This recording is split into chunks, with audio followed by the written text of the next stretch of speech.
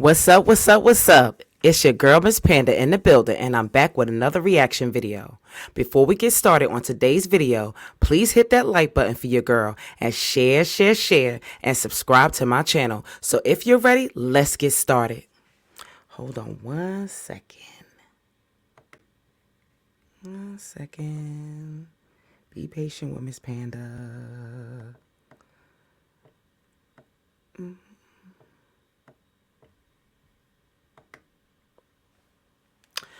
Today, I want to speak on Marcus from Atlanta Street Interviews. Now, there's been a lot of controversy on the YouTube streets surrounding him having intimate relationships with some of his interviewees. One woman in particular, whose name is Yanna Jay, set the YouTube streets on fire by exposing Marcus for sleeping with her and a few other women that he did interviews with. Now, she stated that after he interviewed her, allegedly, he had relations with her and moved her in for 5 months from July to December. He provided her with money and a place to stay in exchange for sexual favors. In the process of that, she caught feelings for him. Unfortunately, his feelings were not the same for her. He ended up getting her pregnant and made her terminate the pregnancy. She terminated their baby, but later said that she really didn't want to, but she felt that she had to go ahead and get rid of it because she didn't want to be a single mother. Now, you have Yanna going on different panels telling her story to any and every content creator who will listen and have her on their panel. Okay?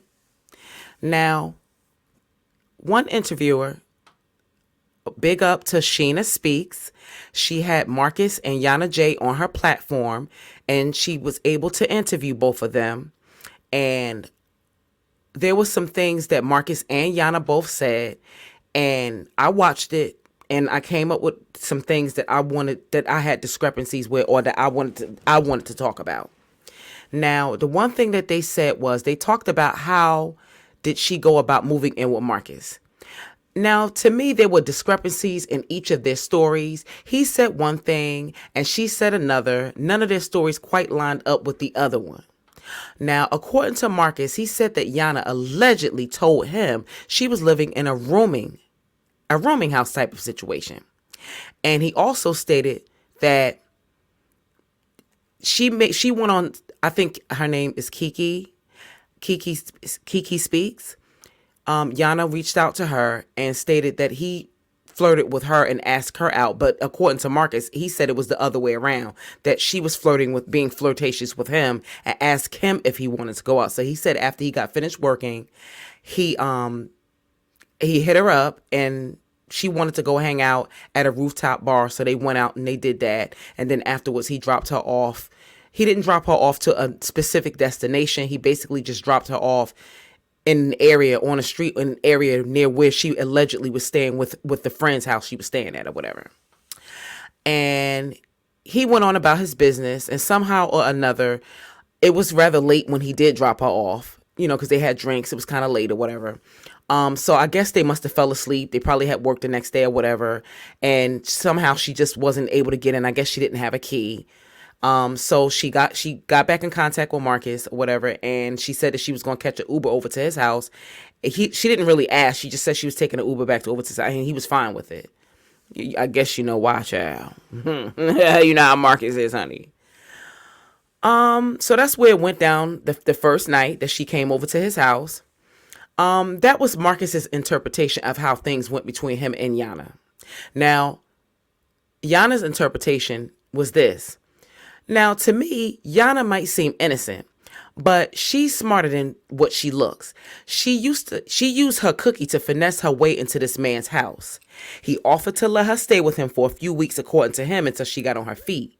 Now, to me, as a grown woman, now you could agree or disagree. Now, if she was really, really smart, she would have got her a little job somewhere and stacked her money and saved her little money up and spent his. I mean, he was already spending money on her anyway. He was already paying all the bills.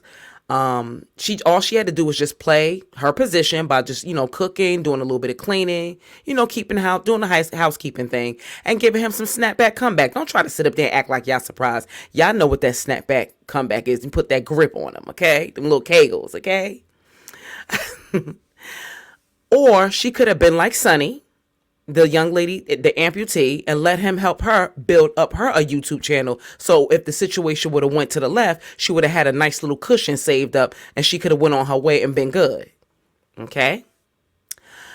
Now, according to Yana, she wasn't homeless living on the streets, but she was couch surfing, going from one house to the other. She didn't feel like she was acting flirty with him when they went out. So he said that she was flirting with him.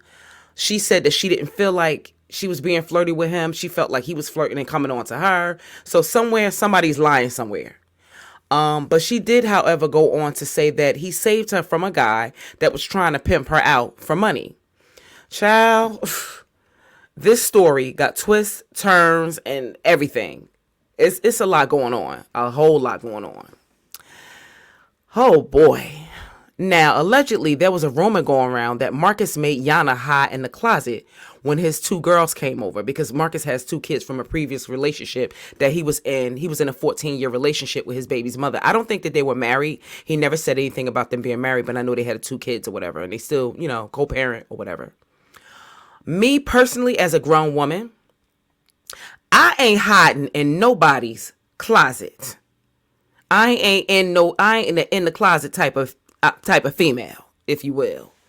Now, what I would have done is I would have left and maybe hung out at the park, or, maybe did some window shopping, or maybe went and grabbed something to eat, or if I had some friends or something to hang out with, I would have did that. But I'm not sitting in nobody's closet for hours and hours and hours and hours and hours at a time.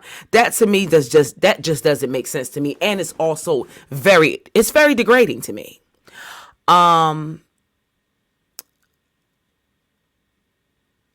I just would have just hit him up when I got finished doing what I'm doing, and then I would have just went back once the kids left. But hiding in the closet as a grown woman, like I said, is degrading. For that part, she has to take some type of blame and responsibility for that part, because he only did to her what she allowed him to do. Because like I said, there were so many different ways she could have went about that situation besides sitting in some closet somewhere. I'm sorry. Only way I would have made an exception is if it was like really, really cold outside, it's raining or it's extremely hot. But other than that, if it's a nice day, you stay here with your kids. You don't want me to meet them, cool. I'm going out. Give me some money so I can go hang out and get me some drinks, or go get my hair done. Something to kill some time. Or go sit in a movie, a nice long 2 or 3 hour movie, and go get me something to eat. Call me when they leave so I can come back. Peace. Type shit. Now, during the interview, Marcus got upset because Yanna referred to him as a trick. She also stated that he threw her out because she didn't want to participate in threesomes with him, allegedly. Now, according to her, this was around a time where she was pregnant. And you know how when you're pregnant, your hormones is all over the place. A lot of times you don't want to be bothered with nobody.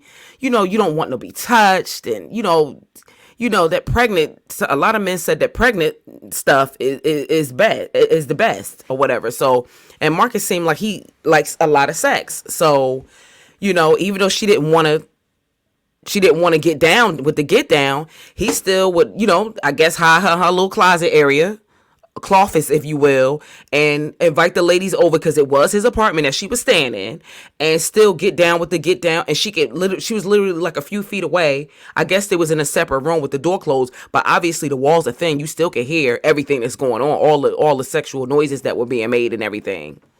So, and I'm sure that bothered her, but again, I mean, she put up with it. I guess, she needed a place to stay. And that's the thing. When you're staying with somebody and they know you don't have anywhere else to go, they have a tendency to feel like they could act and treat you any type of way, because it's like you basically at their mercy, because they're providing you with everything. That's why I said, earlier, that she should have went and got herself like maybe a little part-time job, like maybe as a bartender, or, while he's working out and, doing what he's doing, you have something to do so you're not so dependent on him or whatever. Or like she could have been, she could have helped build the YouTube channel or whatever.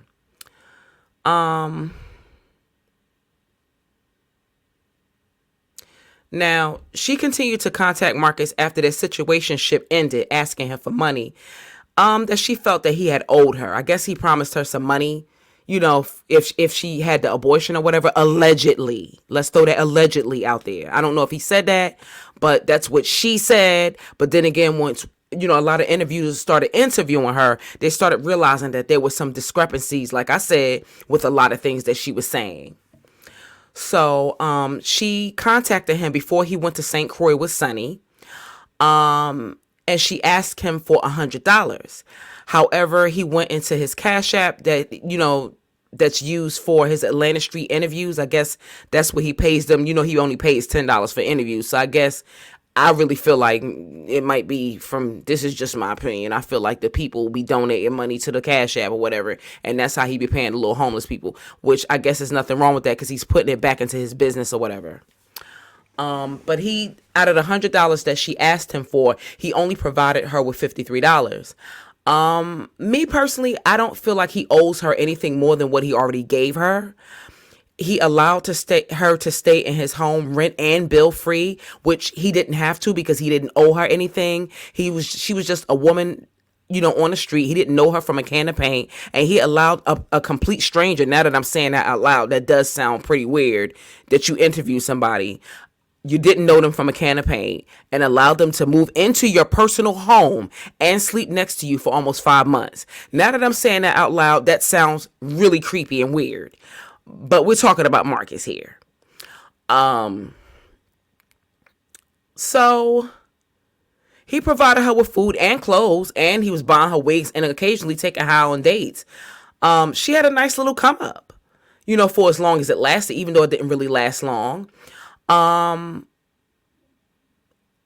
They were both grown and they both knew what it was. Man, listen, don't nobody do nothing for you for nothing. Okay. There ain't nowhere in the hell you gonna stay with a man and not have to put out sexually. I mean, because if he was really just a nice guy, which I'm not saying he's a bad person at all, but my thing is, if he didn't have ulterior motives for trying to get some snapback nook from her, then he could have just let her stay with him. He could have let her sleep on the couch, or he could have gave her his bedroom and he could have slept on the couch. He didn't have to have any type of relations-wise with her. Allow her to shower there and helped her get a job and get on her feet. Marcus talks to everybody.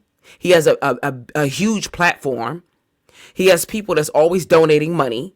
He networks with a lot of people. I'm quite sure he could have connected her with somebody that could have offered her a job and housing, or at least some type of voucher or the means to get a job to provide her with housing. So that he didn't have to sleep with her. So the situation that he's in, he also has to take responsibility for, because he's not innocent in the situation. But what I noticed that he is doing is he's trying to make it seem like it's all Yanna's fault to make himself look better.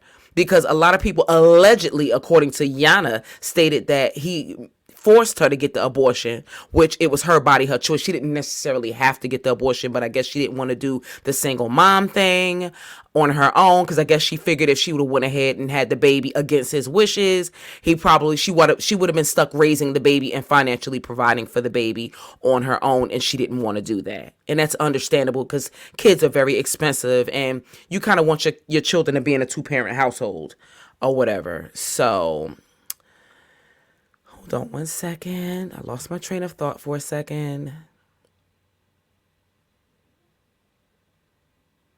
The bottom line is he has his version of what happened, his interpretation of what happened, and Yanna has hers. I personally feel like Yanna was salty because he put her out of his house and stopped, giving her attention. And I think that she caught feelings for him, beyond what his feelings was. It was just business. I'm letting her stay here for a little while. It's a little in-house. You know what? She's a young, beautiful woman. Sunny's beautiful, but Yanna is absolutely stunning also. She looks like a model. She has a gorgeous face. She has beautiful features. She is beautiful. Had this pretty little young thing staying in his house, and he knew what he was doing too. So it's not like he's the elder in the situation. He's been around the block. He's not innocent like that. So, he needs to be a little bit more professional with the people that he interviews. I understand he's grown, but my thing is he needs to exercise a little bit more discretion. He is very manipulative in some ways.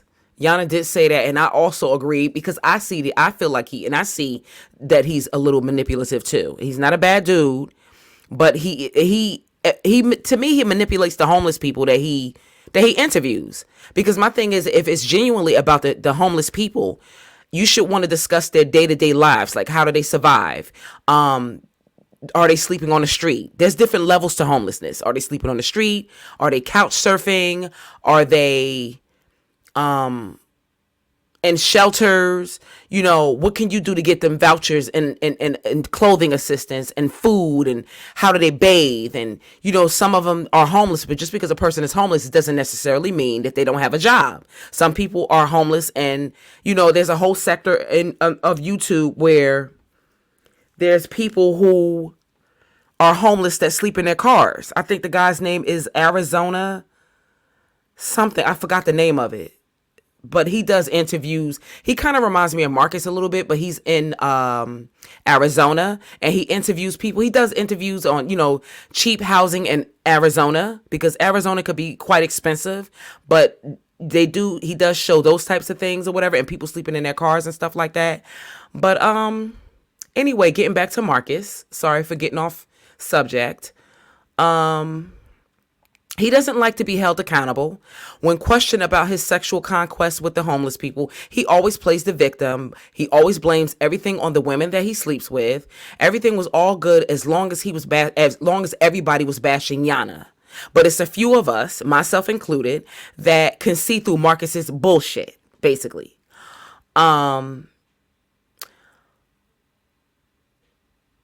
But I feel like Marcus is just as responsible for playing with these women's emotions. You can't do stuff like that to people. For men, some men, sex is just sex. Okay?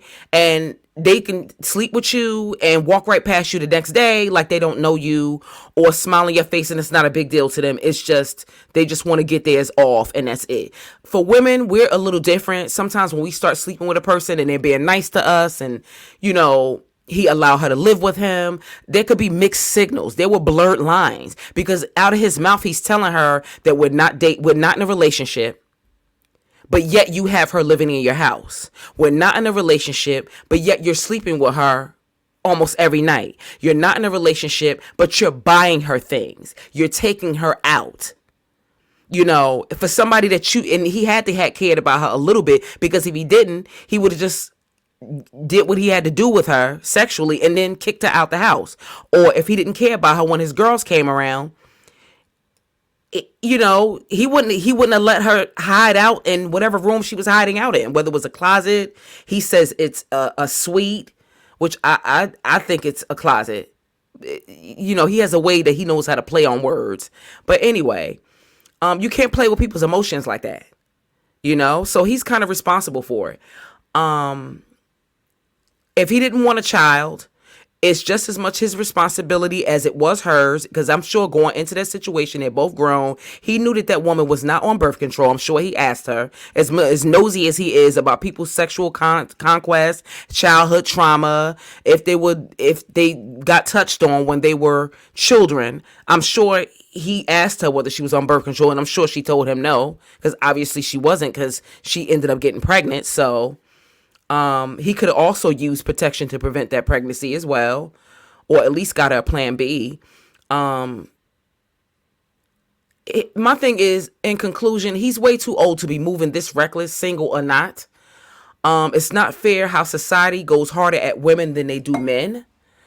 Because if, let's say Marcus was a female interviewer that was interviewing homeless people and doing these things, they would have called this woman all kinds of names. She would have got canceled. That female wouldn't have been given as much grace as Marcus is getting. It seemed like he's gaining more popularity, you know, because of this scandal and with Yanna, and because of his association with Sunnyi as well, you know. Well, that will conclude today's episode of Miss Panda's Talk Time. Thank you for listening. I love you all, and be blessed. Don't forget to hit the like button, share, and subscribe to my channel, because doing those things help to push my videos through the YouTube algorithm. Be blessed. Until next time.